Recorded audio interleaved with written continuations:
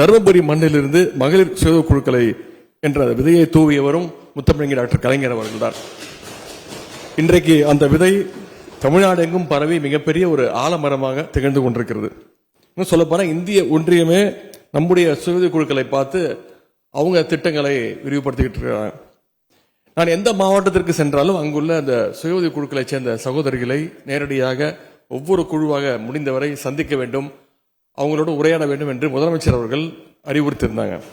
அதன்படி சமீபத்தில் திருவாரூர் மாவட்டம் சென்ற பொழுது பழவனக்குடி ஊராட்சியை சேர்ந்த அந்த குழுக்களை அந்த சகோதரிகளை சந்தித்து ரொம்ப நேரம் உரையாடினோம். அப்போது அந்த சகோதரிகள் சில கோரிக்கைகளை முன் வச்சாங்க. அதை முதலமைச்சருடைய கவனத்திற்கு எடுத்து சென்றவுடன் உடனடியாக அதை தீர்க்க வேண்டும் என்று உத்தரவிட்டோன்னு கோரிக்கைகள் ஏற்கப்பட்டு 5 மணி நேரத்துக்குள்ள அவங்க கேட்ட கலைஞர் கனவு இல்லம் திட்டம், வீட்டு மனை பட்டா உட்பட ஏராளமான தீர்வுகளை உடனுக்குடன் வழங்கினோம். அதேபோல் திராவிட மாடல் அரசு அமைந்தது முதல் கடந்த 4 ஆண்டுகளில் மட்டும் தமிழ்நாட்டில் சுமார் 1,35,000 புதிய குழுக்கள் உருவாக்கப்பட்டுள்ளன. குழுக்களுக்கு வங்கி கடன் சென்ற ஆண்டு முதலமைச்சர் எங்களுக்கு கொடுத்த டார்கெட் 35,000 கோடி வழங்கணும். நாங்க அந்த டார்கெட் அச்சீவ் பண்ணிட்டோம். இந்த முறை முதலமைச்சர் எங்களுக்கு கொடுத்திருக்கக்கூடிய அந்த டார்கெட் 37,000 கோடி ரூபாயை உதவி அந்த வங்கி கடன் இணைப்புகளாக வழங்க வேண்டும் என்று எங்களுக்கு இந்த டார்கெட் பிக்ஸ் பண்ணி கொடுத்திருக்கிறார். இந்த 4 ஆண்டுகள்ல இப்படியாக மொத்தம் 1,10,000 கோடி ரூபாய் அளவுக்கு வங்கி கடன் இணைப்புகளை நம்முடைய முதலமைச்சர் அவர்கள் வழங்கியிருக்கிறாங்க. இதனை முதலமைச்சர் அவர்கள் அவங்க கொடுக்கக்கூடிய வெறும் ஒரு கடன் தொகையாக பார்க்கவில்லை, அவங்களுடைய உழைப்பின் மீது வைத்திருக்கக்கூடிய அந்த நம்பிக்கை தொகையாகத்தான் முதலமைச்சர் தொடர்ந்து பார்த்துக்கிட்டு இருக்கிறார்.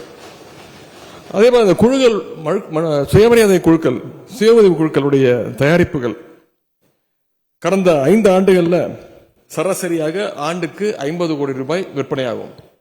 சென்ற ஆண்டு நம்முடைய துறையினுடைய கூடுதல் முயற்சியால், சிறப்பு முயற்சியால் சென்ற ஆண்டு மட்டும் விற்பனை 300 கோடி ரூபாய் அளவிற்கு சாதனை படைத்திருக்கின்றோம்.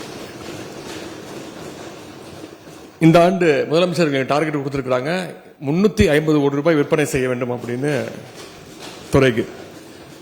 குழுக்களுக்கு ஐடி கார்டு கொடுக்க வேண்டும்னு அந்த குழுக்களை சேர்ந்த சகோதரிகள் பல வருடங்களாக கோரிக்கை வச்சுட்டு இருந்தாங்க. கடந்த மார்ச் 8ஆம் தேதி உலக மகளிர் தினத்தன்று நம்முடைய முதலமைச்சர் அவர்கள் அந்த குழுக்களுக்கு அடையாள அட்டையை வழங்கியிருக்கின்றாங்க. இந்த அடையாள அட்டை வச்சிருந்தா அந்த குழுவினர் தயாரிக்கின்ற பொருட்களை 25 கிலோமீட்டர் வரை, 25 கிலோ வரைக்கும் 100 கிலோமீட்டர் வரைக்கும் கட்டணமின்றி பேருந்துகள், அரசு பேருந்துகள்ல எடுத்து செல்லலாம்.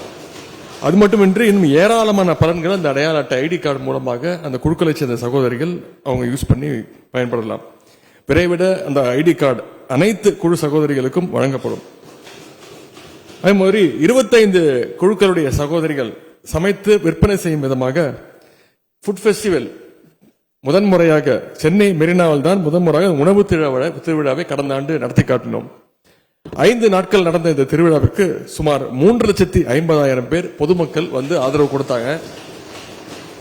இந்த உணவு திருவிழாவின் பொழுது கிட்டத்தட்ட 1,55,00,000 மதிப்பிலான உணவுப் பொருட்கள் சேல்ஸ் ஆகி விற்பனையாகி இருக்கின்றன.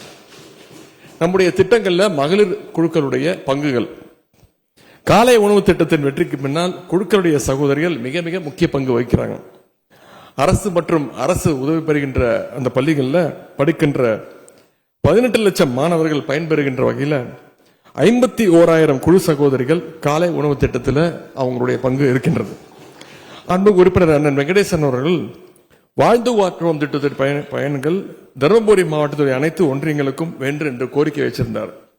2006-11 முத்தமிழர் கலைஞருடைய ஆட்சி காலத்தில் தான் தருமபுரி மாவட்டத்தில் உள்ள 6 ஒன்றியங்கள்ல வாழ்ந்து காட்டுவோம் திட்டம் 1.0 திட்டம் செயல்படுத்தப்பட்டது.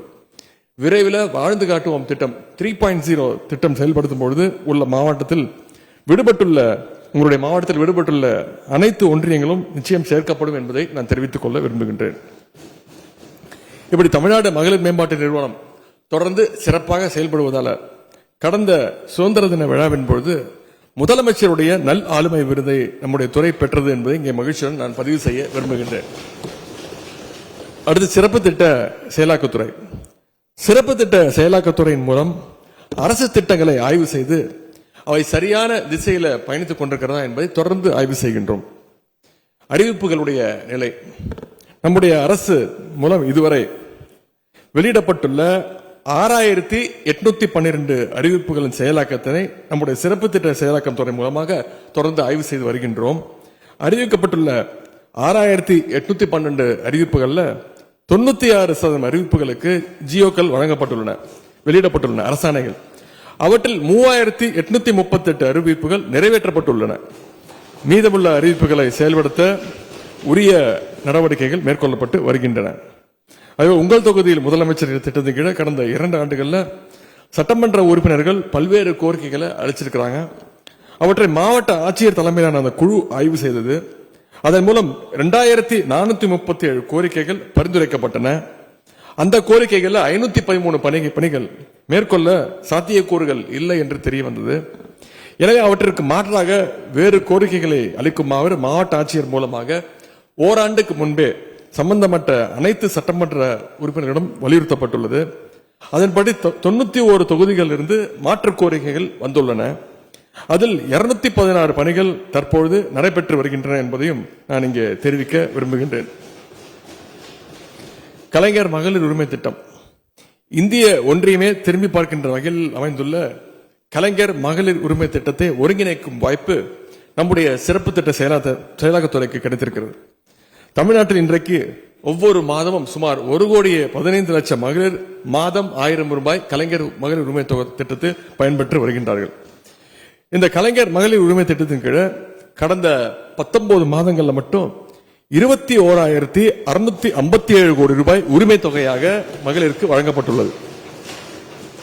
இதுவரை உரிமை தொகை பெற்றிடாத தகுதி வாய்ந்த மகளிர் புதிதாக விண்ணப்பிக்க விரைவில் வாய்ப்பு வழங்கப்படும் என்று மகிழ்ச்சியான செய்தியை நம்முடைய முதலமைச்சர் அவர்கள் அறிவித்ததற்கு இந்த நேரத்தினுடைய நன்றியை நான் தெரிவித்துக் கொள்கின்றேன். அடுத்து வடசென்னை வளர்ச்சி திட்டம். வடசென்னை வளர்ச்சி திட்டத்தின் கீழ் 6,858 கோடி ரூபாய் மதிப்பீட்டில் 235 பணிகள் எடுக்கப்பட்டுள்ளன. அவற்றில் 95% 95% பணிகள் தொடங்கப்பட்டுள்ளன.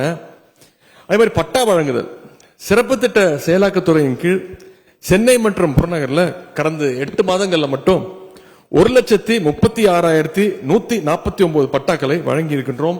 தொடர்ந்து மக்களுடைய கோரிக்கையை ஏற்று தொடர்ந்து பட்டாக்களை வழங்குவோம் என்று கூறிக்கொள்கின்றேன். தமிழ்நாடு திறன் மேம்பாட்டு கழகம் நான் முதல்வன் திட்டத்தின் கீழ் கடந்த 3 ஆண்டுகள்ல மட்டும் நடத்தப்பட்ட வேலைவாய்ப்பு முகாம்கள்ல 2,65,000 பேருக்கு வேலை வாய்ப்பு வழங்கப்பட்டுள்ளது.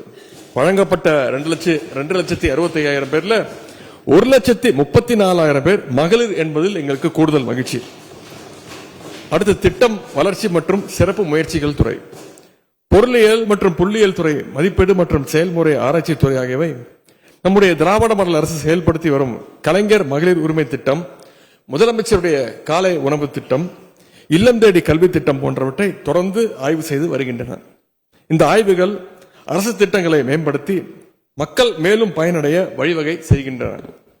தமிழ்நாடு மாநில திட்டக்குழு மூலம் போக்கஸ் பிளாக் டெவலப்மெண்ட் ஸ்கீம் வளமிகு வட்டாரங்கள் திட்டம் செயல்படுத்தப்பட்டு வருகின்றது.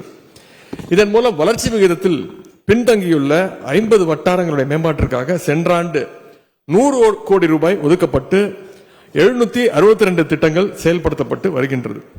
தமிழ்நாடு இனோவேஷன் இனிஷியேட்டிவ்ஸ் டானி அரசு துறைகளில் புதுமை வளர்ப்பதற்கும் நடைமுறை சிக்கல்களை தீர்ப்பதற்கும் தமிழ்நாடு இனோவேஷன் இனிஷியேட்டிவ்ஸ் தமிழ்நாடு புதுமை முயற்சிகள் திட்டம் செயல்படுத்தப்பட்டு வருகின்றது. அதன் கீழே கடந்த 4 ஆண்டுகளில் மட்டும் 82 பணிகளுக்கு 302 கோடியே 20 லட்சம் ரூபாய் நிதி ஒதுக்கப்பட்டுள்ளது. செய்திகளை உடனுக்குடனும் துல்லியமாகவும் தெரிந்து கொள்ள சப்ஸ்கிரைப் பண்ணுங்க.